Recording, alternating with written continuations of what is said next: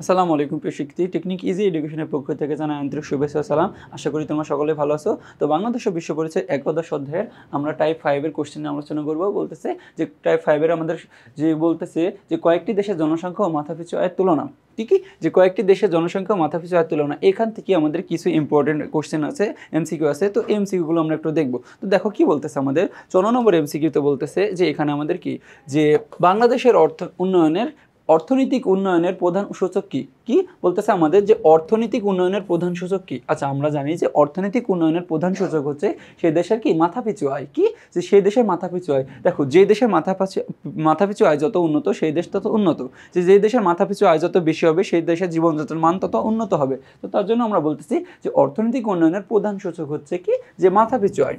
এরপর আমাদের 55 নম্বর কোশ্চেনে বলতেছে যে কোন দেশের অর্থনৈতিক উন্নয়নের মাত্রা নির্ধারিত হয় কি যে কোনো দেশের অর্থনীতির উন্নয়নের মাত্রা নির্ধারিত হয় কিভাবে। দেখো যে ক নম্বর বলতেছে কি বিনিয়োগের পরিমাপ হতে, নাকি মাথাপিছু প্রকৃত আয় হতে, নাকি শিক্ষার হার বৃদ্ধি করে, নাকি জনসংখ্যা বৃদ্ধির হতে। তো দেখো, আমরা জানি যে কোনো দেশের অর্থনৈতিক উন্নয়নের মাত্রা নির্ধারিত হয় কি যে মাথাপিছু প্রকৃত আয় হতে।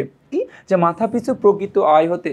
দেখো, যে দেশের মাথাপিছু আয় যত বেশি সেই দেশের উন্নয়নের মাত্রা তত বেশি থাকবে। তো তার জন্য আমরা বলতেছি যে কোনো দেশের অর্থনৈতিক উন্নয়নের মাত্রা নির্ধারিত হয় তার মাথাপিছু আয় থেকে। এরপরে আমাদের 56 নম্বর কোশ্চেনে বলতেছে যে মধ্য আয়ের দেশগুলোকে কয় ভাগে ভাগ করা হয়েছে। আমরা জানি যে মধ্য আয়ের দেশগুলোকে, আচ্ছা আমাদের যে মাথাপিছু আয় অনুযায়ী মধ্য আয়ের দেশগুলোকে আমাদের দুইটি ভাগে ভাগ করেছিল। একটা হচ্ছে কি উচ্চ মধ্য আয়ের দেশ, একটা হচ্ছে নিম্ন মধ্য আয়ের দেশ। কি উচ্চ মধ্য আয়ের দেশ ছিল একটা, আর একটা ছিল যে নিম্ন মধ্য আয়ের দেশ। তো তার জন্য আমরা বলতেছি এখানে কি যে দেখো আমাদের দুইটা ভাগে ভাগ করেছে। কয়টা ভাগে? দুইটা ভাগে। তারপরে আমাদের 57 নম্বর কোশ্চেনে বলতেছে যে বিশ্ব ব্যাংক মাথাপিছু মোট জাতীয় আয়ের ভিত্তিতে পৃথিবীকে কতগুলো মানে কি যে পৃথিবীর দেশগুলোকে কয় ভাগে ভাগ করেছে। তো আমরা জানি যে বিশ্ব ব্যাংক বাংলাদেশ মাথাপিছু আয়ের, দেখো মাথাপিছু দেখো এই মাথাপিছু এবং মোট জাতীয় আয়ের ভিত্তিতে পৃথিবীর দেশগুলোকে কয়টি ভাগে ভাগ করেছে। আমরা জানি যে তিনটা ভাগে ভাগ হয়েছে। কয়টা ভাগে? একটা হচ্ছে কি উচ্চ আয়ের দেশ, 2 নম্বর হচ্ছে আমাদের কি বললাম যে মধ্য আয়ের দেশ, আর একটা ছিল হচ্ছে আমাদের যে নিম্ন আয়ের দেশ। তো দেখো এই নিম্ন আয়ের দেশ এখন আবার আমার মধ্য আয়ের দেশকে আবার দুইটা ভাগে ভাগ করেছিল। কি আমরা দেখলাম একটু আগে যে মধ্য আয়ের দেশকে আবার দুইটা ভাগে ভাগ করেছিল। একটা হচ্ছে কি যে উচ্চ মধ্য আয়ের দেশ, আর একটা হচ্ছে কি নিম্ন মধ্য আয়ের দেশ। তো সে অনুযায়ী কি বিশ্ব ব্যাংক মাথাপিছু আয়কে আমাদের তিনটা ভাগে ভাগ করেছে। তারপর বলতেছে যে উচ্চ মধ্য আয়ের দেশের মাথাপিছু আয় কত। কি আমরা জানি যে উচ্চ মধ্য, দেখো বলতেছে আমাদের বললাম যে মধ্য আয়ের দেশকে কি কয়টা ভাগে? দুইটা ভাগে ভাগ করেছে। এর মধ্যে আমাদের বলতেছে যে উচ্চ মধ্য আয়ের দেশের মাথাপিছু আয় কত। আমরা জানি যে 4,466 থেকে 13,845। কি যে 4,466 থেকে 13,845 পর্যন্ত। তো দেখো এখানে আমাদের এটা কেমন বলতেছি যে উচ্চ মধ্য আয়ের দেশের মাথাপিছু কি উচ্চ মধ্য। এখানে যে এই 13,845 আছে না, তো বলতেছে দেখো এই 13,845-এর উপরে যাদের মাথাপিছু হয় সেই দেশগুলোকে আমরা বলি যে কি যে উচ্চ আয়ের দেশ। এখানে আমরা শিখে রাখি যে উচ্চ আয়ের দেশ এটা। আর 13,845-এর নিচে 13,000, দেখো 1136 থেকে কি বললাম যে 1136 থেকে 13,845 পর্যন্ত যাদের মাথাপিছু হয় সেই দেশগুলোকে বলা হয় যে মধ্য আয়ের দেশ। তো তার মধ্যে আবার বলতেছে যে উচ্চ মধ্য আয়ের দেশ। মধ্য আয়ের দেশকে যেহেতু দুইটা ভাগে ভাগ করেছে তার মধ্যে আবার বলতেছে উচ্চ মধ্য আয়ের দেশ। তো সেই অনুযায়ী কি 4,466 থেকে 13,845। তারপরে বলতেছে যে মধ্য আয়ের দেশের সর্বোচ্চ মাথাপিছু আয় কত। কি মধ্য আয়ের দেশের সর্বোচ্চ মাথাপিছু আয়। তো দেখো এখানে আমরা বললাম যে 4,466 থেকে 13,845 পর্যন্ত কি যে এদের মাথাপিছু আয় হচ্ছে উচ্চ মধ্য আয়ের দেশে। তো এখানে আমরা বলতেছে যে মধ্য আয়ের দেশে মাথাপিছু আয় কত সর্বোচ্চ। তো আমরা জানি যে মধ্য আয়ের দেশে সর্বোচ্চ মাথাপিছু আয় হচ্ছে কি 13,845 মার্কিন ডলার। কত? 13,845 মার্কিন ডলার। এরপরে আমাদের 60 নম্বর কোশ্চেনে বলতেছে যে উচ্চ আয়ের দেশের মাথাপিছু আয় কত। কি যে উচ্চ আয়ের দেশ। তো দেখো উচ্চ আয়ের দেশ, তো আমরা একটু আগে জানলাম যে 1136। দেখো খ নম্বর অপশনটাকে দেখো যে 1136 থেকে 13,845 এটা হচ্ছে আমাদের যে মধ্য আয়ের দেশের মাথাপিছু আয়। এটা মধ্য আয়ের দেশ যে 1136 বা তার কম, যে 1135 বা তার কম এটা হচ্ছে নিম্ন আয়ের দেশ। তারপরে হচ্ছে আমাদের এখানে আছে দেখো যে 4,466 থেকে 13,845 এখানে আছে আমাদের কি মধ্য আয়ের দেশ।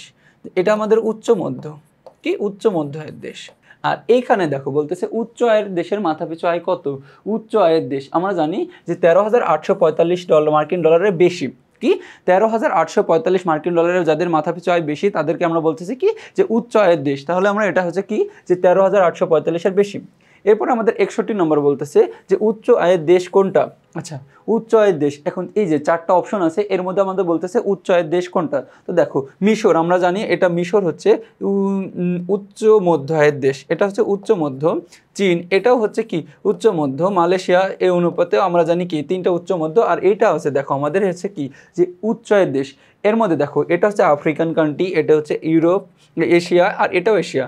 তো সেই অনুযায়ী আমরা বলতেছি দেখো ইউরোপ কান্ট্রির অধিকাংশ দেশগুলো হচ্ছে কি যে উচ্চ আয়ের দেশ। তো সেই অনুপাতে আমাদের বলতেছি কি সুইডেন। এরপর আমাদের 62 নম্বর কোশ্চেন বলতেছে যে কোন দেশটি নিম্ন মধ্য আয়ের, কি বলতেছে নিচের দেখো এই যে নিম্নে যে দেশটা আছে, এই যে নিম্নে যে দেশটা, কোন দেশটি নিম্ন মধ্য আয়ের দেশ, কি নিম্ন মধ্য বলছে। এখন নিম্ন মধ্য আয়ের মাথাপিছু কত থেকে শুরু হয়েছে আমরা জানি যে দেখো যে নিম্ন মধ্য শুরু হয়েছে আমাদের 1136 থেকে যে 4465 মার্কিন ডলারের মধ্যে। তো এই অনুযায়ী আমাদের বলতেছে নিচের কোনটি নিম্ন মধ্য আয়ের দেশ। তো দেখো আমাদের এর মধ্যে আবার ছিল যে নিম্ন মধ্য আয়ের দেশের মধ্যে ছিল আমাদের বাংলাদেশ ছিল। কী দেশ ছিল? বাংলাদেশ। তো দেখো বাংলাদেশ আবার কিন্তু একটা কি উন্নয়নশীল দেশ। তো সেই অনুপাতে আমরা বলতেছি কি এটা যে উন্নয়নশীল দেশ, কি উন্নয়নশীল দেশ। এরপর আমাদের 63 নম্বর বলতেছে যে উচ্চ আয়ের দেশ কোনটি। দেখো নিম্নের কোনটি উচ্চ আয়ের দেশ। দেখো চীন আমরা বললাম যে উচ্চ মধ্য, থাইল্যান্ড হচ্ছে আমাদের উচ্চ মধ্য, মালয়েশিয়াও সেম। তো সেই অনুপাতে আমরা হচ্ছে কি নরওয়ে, কি নরওয়ে হচ্ছে আমাদের কি উচ্চ আয়ের দেশ। এরপর আমাদের 64 নম্বর বলতেছে যে বি রাষ্ট্রের মাথাপিছু মোট জাতীয় আয়, কি মোট জাতীয় আয়। দেখো এটা হচ্ছে আমাদের মোট জাতীয় আয় দিচ্ছে। মোট জাতীয় আয় কেমন কি বলতেছে জিএনআই। তো জিএনআই হচ্ছে কি $1340 এবং আয় ভিত্তিক শ্রেণী অনুযায়ী কোন রাষ্ট্রের অন্তর্ভুক্ত। দেখো মাথাপিছু আয়, মাথাপিছু মোট জাতীয় আয়, এখানে মাথাপিছু দিয়ে দিছে আমাদের 1340। আচ্ছা সেই অনুযায়ী আমাদের কি আয় ভিত্তিক অনুযায়ী এটা হচ্ছে কোন রাষ্ট্র। দেখো আমরা বলতেছি দেখো যে 1136 থেকে কত 1136 থেকে যাদের মাথাপিছু আয় শুরু হয়েছে যে 13,845 পর্যন্ত, সেটাকে আমরা বলতেছি কি যে নিম্ন মধ্য, সরি 4,466 পর্যন্ত যাদের আছে মাথাপিছু, সেই অনুযায়ী আমরা বলতেছি সেটা আছে কি নিম্ন মধ্য আয়ের দেশের মাথাপিছু আয়। এরপরে আমাদের বলতেছে 65 নম্বরে যদি এ রাষ্ট্রের মাথাপিছু আয় যদি $1780 হয়, কত $1780 এবং তাহলে তাদের আয়ের ভিত্তিতে কোনটি হবে। এখন তাদের আয়ের ভিত্তিতে আমরা জানি যে 1136 থেকে 4465 পর্যন্ত, এটাকে আমরা বলতেছি যে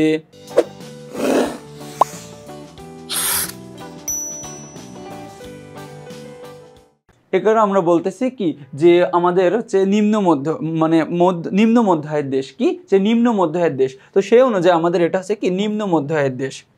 এরপরে আমাদের একটা উদ্দীপক আছে, উদ্দীপকটা পড়ে 66 নম্বর প্রশ্ন আনসার দিতে বলতেছে। দেখো বলতেছে জনাব লিটন দুবাইয়ের ব্যবসা করেন, কি জনাব লিটন হচ্ছে দুবাইয়ে ব্যবসা করেন, সেখানকার জনগণের মাথাপিছু আয় হচ্ছে কি $30,000 ঊর্ধ্বে, কি $30,000 ঊর্ধ্বে। তিনি তার অর্জিত আয়ের একটা অংশ দেশে তার পরিবারের নিকট প্রেরণ করেন। দেখো যে তিনি তাহলে কি তিনি হচ্ছে কি প্রবাসী একজন। তো তারপরে দেখো তিনি যে দেখো ওইখানকার যে অর্জিত টাকা তিনি যে তার দেশে প্রেরণ করেন সেটাকে আমরা কি বলে থাকি রেমিটেন্স বলে থাকি, কি বলে থাকি রেমিটেন্স বলে থাকি।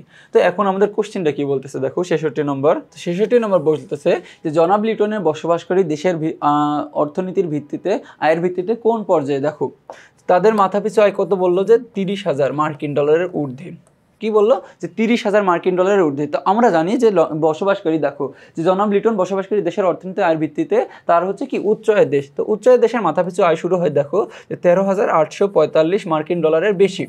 তো যাদের আয় $13,845 বেশি সেই দেশকে আমরা বলতেছি কি উচ্চ আয়ের দেশ। তো সেই অনুপাতে এখানে কি $30,000 ছিল, তাহলে কি 13 থেকে 30 বড়, তার জন্য আমরা বলছি কি এটা উচ্চ আয়ের দেশ। এরপরে আমাদের আরেকটা হচ্ছে উদ্দীপক আছে, উদ্দীপকটি পরে আমাদের যে 67 এবং 68 নম্বর প্রশ্নের আনসার দিতে বলতেছে। তো উদ্দীপকটা পড়ি। বলতেছে 2016 সালে সি দেশের মোট জাতীয় আয় ছিল কত। যে মোট জাতীয় আয় জিএনআই কত ছিল, জিএনআই ছিল হচ্ছে কি $12,200 কোটি মার্কিন ডলার এবং জনসংখ্যা ছিল কত কোটি 16 কোটি। এবং দেখো বলতেছে কি যে 67 নম্বর প্রশ্নটা বলতেছে যে 2016 সালে সি দেশটির মাথাপিছু আয় কত। তো মাথাপিছু আয়ের আমরা সূত্র জানি, কি মাথাপিছু আয় সূত্র কি যে জিএনআই, দেখো এই জিএনআই ভাগ ওই দেশের কি পপুলেশন মানে জনসংখ্যা। তো জিএনআই কত ছিল, দেখো জিএনআই এখানে আমরা বলতেছি জিএনআই ছিল হচ্ছে কি 12,200, 12,200 ভাগ, দেখো এখানে আমাদের কি 16 কোটি জনসংখ্যা, তাহলে কি 16 কোটি।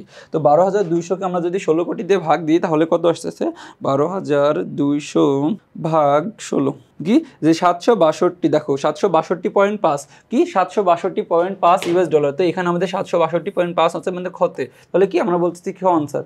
এরপরে আমাদের বলতেছে দেখো যে আয় অনুযায়ী দেশটি কোন ধরনের, কি দেখো আয় অনুযায়ী দেশটি কোন ধরনের। আমরা জানি দেখো যে উচ্চ আয়, আয় দেখো আয় কত এখানে 762 ইউএস ডলার। তো সেই অনুযায়ী আমরা বলতেছি সেটা হচ্ছে আমাদের কি উচ্চ মধ্য আয়ের দেশ। কি আয়ের দেশ, উচ্চ মধ্য আয়ের দেশ। এরপরে আমাদের একটা উদ্দীপক আছে আবার, যে উদ্দীপক অনুযায়ী 69 এবং 70 নম্বর প্রশ্নের উত্তর দিতে বলতেছে। দেখো যে 2020 সালে একটি দেশের মোট জাতীয় আয় ছিল কি 48, দেখো 4,800 কোটি ইউএস ডলার এবং জনসংখ্যা ছিল 16 কোটি। কত, 16 কোটি জনসংখ্যা ছিল। তো এখান থেকে আমরা বলতেছি উক্ত দেশটির মাথাপিছু আয় কত। তো মাথাপিছু আয় সূত্র আমরা জানলাম যে জিএনআই ভাগ হচ্ছে কি পপুলেশন। তো সেই অনুপাতে আমাদের বলতেছে কি যে 4,800 ভাগ 16 কত 16। তো দেখো আমরা বলতেছি কি যে 3 ষোলং 48, 3 ষোলং তাহলে 3 তারপরে 2টা শূন্য, 3-এর পরে কয়টা শূন্য 2টা শূন্য। তো দেখো 3-এর পরে একটা শূন্য, 3-এর পর 3টা শূন্য, 3-এর পরে এটা, তাহলে আমাদের খ যে দেখো 3-এর কি, তাহলে আমরা বলতেছি যে মাথাপিছু আয় হচ্ছে কি 300, দেখো 300 ডলার। তারপরেও 70 নম্বর বলতেছে যে আয়ের ভিত্তিতে উক্ত দেশ কোনটি, কোন ধরনের আয়। দেখো আয়ের ভিত্তিতে উক্ত দেশটি কোন ধরনের আয়, কোন ধরনের দেশ। আমরা দেখো বলতেছে যে দেখো যে 300 ডলার। তো 300 ডলার আমরা বলতেছি কি 1136 কম, যে 1136 বা তার কমের দেখো যে মাথাপিছু আয় সেই ধরনের দেশকে আমরা বলতেছি কি যে নিম্ন আয়ের দেশ। কোন আয়ের দেশ বলতেছে, নিম্ন আয়ের দেশ। তো দেখো যাদের মাথাপিছু আয় হচ্ছে 1136-এর কম, কত 1136-এর কম, সেই দেশগুলোকে আমরা বলছি কি নিম্ন আয়ের দেশ। আর 1136 থেকে 13,845 কত, যে 13,845 ওটা হচ্ছে আমরা মধ্য আয়ের দেশ। এরপরে আমাদের আরেকটা উদ্দীপক আছে, তো উদ্দীপকটি পড়ে বলতেছে 71 এবং 72 নম্বর প্রশ্নের উত্তর দাও। তো উদ্দীপকটা আমরা একটু পড়ি। বলতেছে যে 71 নম্বর প্রশ্নে যে ক নামক, দেখো ক নামক রাষ্ট্রের জনসংখ্যা 5 কোটি, কত কোটি 5 কোটি, এবং ওই সময় মোট জাতীয় আয় ছিল হচ্ছে কি 70,000 কোটি মার্কিন ডলার। তো 70,000 কোটি মার্কিন ডলার বলতেছে ক দেশটির মাথাপিছু আয় কত। তো দেখো ক দেশটির মাথাপিছু আয় আমরা জানি মাথাপিছু আয় করতে হলে কি যে নির্ণয় করতে হলে জিএনআই করতে হবে, জিএনআই ভাগ হচ্ছে পপুলেশন। তো জিএনআই আমাদের এখানে কত, জিএনআই হচ্ছে আমাদের 70,000 আছে, 70,000 আর হচ্ছে 5 কোটি। দেখো 5 কোটি আমরা জানি যে দেখো এখন আমরা হচ্ছে এই যে 70,000কে আমরা যদি 5 কোটি দিয়ে ভাগ দিই তাহলে আমাদের পাবো যে 14,000, কত যে 14,000, দেখো এই যে 14,000 কোটি মার্কিন ডলার। এরপর আমাদের 72 নম্বর কোশ্চেনে কি বলতেছে যে ক রাষ্ট্রের অর্থনীতিতে যে ধরনের বৈশিষ্ট্য দেখা যায়, কি যে ক রাষ্ট্র, দেখো ক রাষ্ট্রের অর্থনীতিতে কোন ধরনের বৈশিষ্ট্য দেখা যায় আমরা জানি। দেখো বলতেছে যে জনগণের মৌলিক চাহিদা নিশ্চিতকরণ। হ্যাঁ দেখো যাদের যেহেতু আমাদের তাদের মাথাপিছু আয় হচ্ছে কি 14,000, কত হাজার 14,000। তো বলতেছি কি দেখো যে 13,845-এ যাদের মাথাপিছু আয় বেশি, তো সেই রাষ্ট্র হচ্ছে কি উচ্চ আয়ের দেশ। কোন আয়ের দেশ, উচ্চ আয়। তো দেখো যেহেতু সারা হচ্ছে উচ্চ আয়ের দেশ তাহলে কি তাদের মৌলিক অধিকার নিশ্চিতকরণ হবে। তারপরে বলতেছে দেশব্যাপী বিনোদন ব্যবস্থা বিদ্যমান। তো দেশব্যাপী বিনোদন ব্যবস্থা তো বিদ্যমান হবে না, দেখো যদি সব জায়গায় বিনোদন ব্যবস্থা বিদ্যমান হয় তাহলে তো সমস্যা। তো দেখো যে দেশের অর্থনীতি দেখো মাথাপিছু আয় যদি ভালো তাহলে কি দেখবো যে সেই দেশটা হচ্ছে কি শিল্প ভিত্তিক অর্থনীতি আছে, কি যে শিল্প। তো তাদের দেশে দেখবো যে কি শিল্প কারখানা বেশি আছে। তারপরে বলতেছে অনুন্নত দেশের উন্নয়ন কার্যক্রমে সহায়তা দান করে। আমরা জানি যে যারা উন্নত দেশ, যে দেশগুলো উন্নত, যে দেশগুলোর মাথাপিছু আয় যত বেশি সেই দেশগুলোকে আমরা বলছি উন্নত দেশ। সেই উন্নত দেশগুলো অনুন্নত দেশের কি উন্নয়ন কার্যক্রমের জন্য কি করে সহায়তা দান করে। তো সেই অনুপাতে এসে 3, তাহলে আমরা বলতেছি 1 ও 3 আনসার। এরপর আমাদের আরেকটা উদ্দীপক আছে, উদ্দীপকটি পড়ে যে আমাদের 73 নম্বর প্রশ্ন আনসার দিতে বলতেছে, যে উদ্দীপকটি পড়ে। তো বলতেছে যে 30 জনাব মিলন যে দেশে বসবাস করেন সেখানকার জনগণের মাথাপিছু আয় হচ্ছে কি যে 30,000 ডলারের ঊর্ধ্বে। কি যে দেখো 30,000 ডলার মাথাপিছু আয় এখানে দিয়ে দিচ্ছে অলরেডি যে 30,000 ডলার। তিনি তার অর্জিত আয়ের একটি অংশ দেশে পরিবারের কাছে প্রেরণ করেন। দেখো তিনি কি দিতেছেন, রেমিটেন্স দিতেছেন। মাথাপিছু আয় কত ডলার, 30,000 ডলার। আমরা জানি যে দেখো 13,845 মার্কিন ডলারের বেশি সেই দেশগুলো হচ্ছে কি উচ্চ আয়ের দেশ। কোন আয়ের দেশ, উচ্চ আয়ের দেশ। তো সেই অনুযায়ী আমরা এখানে প্রশ্নটা বলতেছে যে জনাব মিলনের বসবাসকারী দেশের অর্থনীতির আয়ের ভিত্তিতে কোন পর্যায়ে, যেহেতু 30,000 মার্কিন ডলার, তাহলে আমরা বলতেছি এটা হচ্ছে কি উচ্চ আয়ের দেশ। কোন আয়ের দেশ? উচ্চ আয়ের দেশ। তো দেখো এর মাধ্যমে আমরা টাইপ 5 এর কোশ্চেনগুলো শেষ করলাম। পরবর্তীতে টাইপ 6 এ আবার দেখা হবে। ততক্ষণ পর্যন্ত সুস্থ থেকো, ভালো থেকো। আসসালামু আলাইকুম।